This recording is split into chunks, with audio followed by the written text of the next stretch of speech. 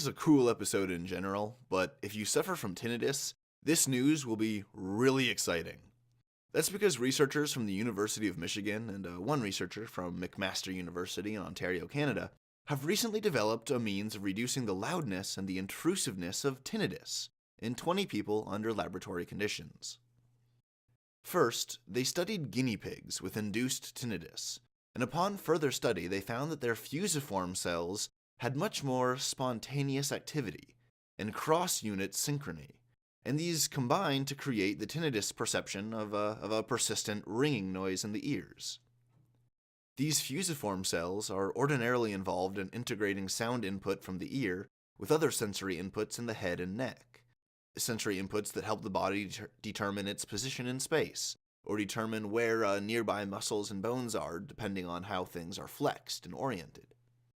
The researchers found that if they used a therapy that they described as a repeated bimodal auditory somatosensory stimulation, and they regularly applied it to the dorsal cochlear nucleus, they could reduce the activity of these fusiform cells by inducing a state called long-term depression.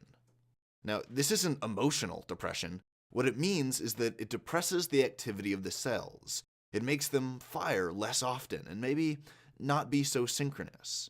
It suppresses their activity and makes them calm down a little bit. When the method seemed to show success in guinea pigs, they tried it in 20 people during a 28-day, double-blind, sham-controlled crossover study. This involved the 20 people being subject to various tests, like one method wherein they listened to sounds played at various volumes, and then they selected the one that matched the volume of their tinnitus.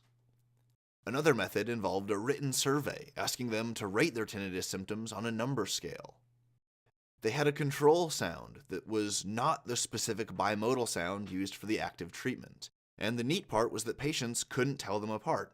They couldn't tell the real sound, the treatment sound, apart from just the control sound or a placebo, and the effect of this was to suppress the statistical noise caused by placebo effects.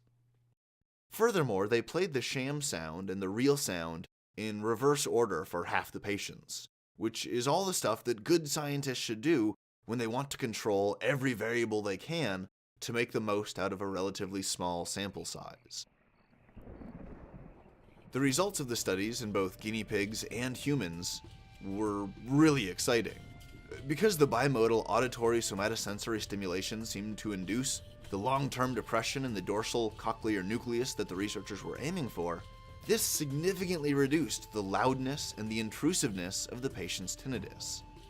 This treatment might sound intense and very convoluted, but it actually just involves listening to the audio treatment on headphones while having the movement in your neck, head, and jaw measured.